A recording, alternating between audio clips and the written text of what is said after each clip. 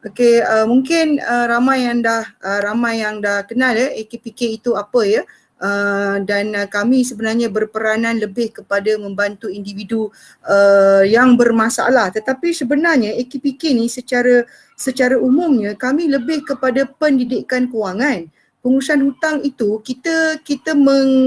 memberi maklum kepada orang awam bahawa memberi penekanan bahawa pendidikan kewangan itu lebih orang kata apa, kalau kata sekiranya kita ada pendidikan kewangan, makanya pengurusan hutang itu akan lebih menjadi mudah. Okey, sebelum kita teruskan, saya nak quote satu polling survey yang sempat AKPK lakukan sepanjang semasa PKP, di mana polling survey kami itu kita mengambil responden, kita nak tanya dekat orang ramai, daripada responden kita tu mengatakan seramai 88% mengambil moratorium. Hari ini saya tak perlu terangkan apa itu moratorium. Kenapa? Kerana ramai yang dah tahu apa itu moratorium, sedangkan moratorium itu sendiri bukanlah sesuatu yang baru. Dia sebenarnya dah memang ada in the market.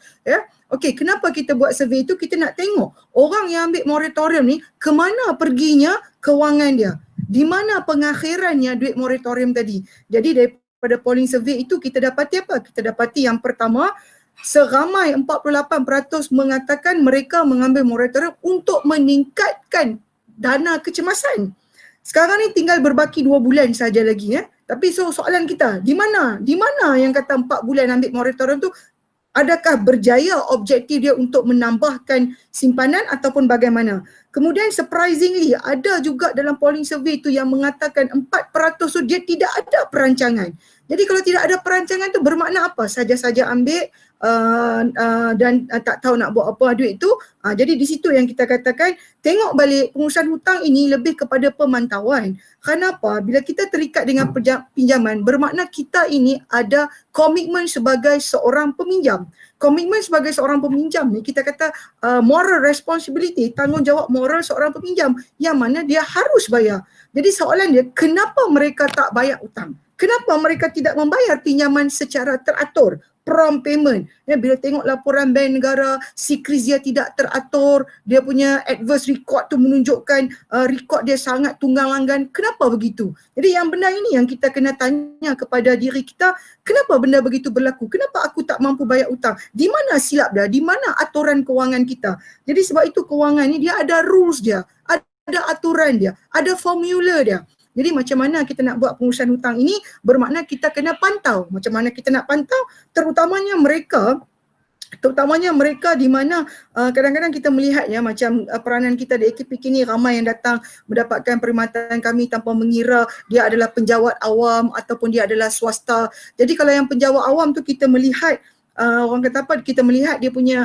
potongan gaji tu lebih kepada potongan biro angkasa. Jadi biro angkasa ni kadang-kadang kita melihat dia sukar, sama ada dia sukar untuk dipantau ataupun mungkin attitude ataupun behavior dia memandangkan dia adalah potongan biro, maka tidak perlu untuk dia mengambil tahu kerana dia telah dilamsamkan. Jadi di sinilah kita perlukan kenali hutang kita. Kenapa kita kena kenali hutang kita? Supaya kita punya nisbah hutang kepada pendapatan tidak melebihi daripada garis panduan yang telah disarankan. Jadi kalau kata terlebih bagaimana? Jadi di situlah kita berperanan, AKPK berperanan, sekiranya ada masalah dalam pengurusan hutang, maka dapatkanlah perkhidmatan mereka yang orang kata lebih arif, supaya kita ini tidak orang kata apa, tidak stres, orang financial distress. Hari ini kita tengok ramai yang orang kata berada dalam keadaan kekangan kewangan, masalah kewangan, stres, tekanan kerana kewangan dan pelbagai isu-isu lain yang timbul kerana tidak ada aturan yang betul dalam kewangan sendiri, keluarga. Sebab itu dalam keluarga ni dia panggil pendapatan isi rumah, perbelanjaan isi rumah, kerana bagi mereka yang dah berkeluarga itu dia harus melihat kepada isi rumah. Dia tidak lagi melihat kepada individu, isteri, suami, dia perlu isi rumah. Berapakah pendapatan isi rumah? Berapakah perbelanjaan isi rumah? Dan kemudian kena kira pula dia punya nisbah hutang kepada pendapatan supaya tidak lebih, supaya hidup dia tidak orang kata tertekan kerana hutang melebihi pendapatan. Jadi kita memberi gambaran bahawa sekiranya menghadapi masalah, sebenarnya terdapat beberapa channel yang boleh dirujuk, di antaranya adalah AKPK, tetapi perlu diingat bahawa AKPK ini kita berperanan sebagai orang tengah dalam berunding dengan pihak bank, mendapatkan satu pelan pembayaran yang munasabah, yang orang kata apa, dia mampu untuk bayar supaya hutang itu kembali teratur. Orang kata apa, what we are trying to do actually, we want to put dia punya financial to back on track.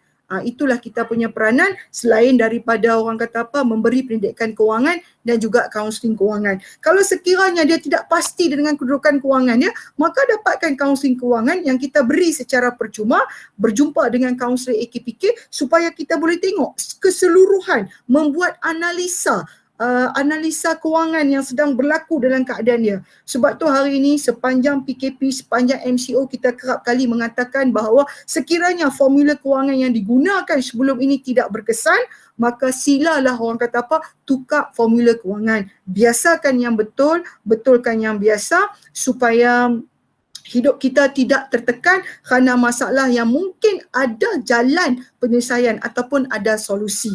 Jadi solusi pinjaman itu, sebab itu hari ini mungkin ramai yang dah biasa dengar, kerana apa, ramai bank-bank yang duk bercakap ya, RNR, restructuring, rescheduling, go and talk to your FI, go and discuss, bincang, bawa satu orang kata apa, perbincangan bagaimana bank untuk bantu kita dalam pengurusan hutang.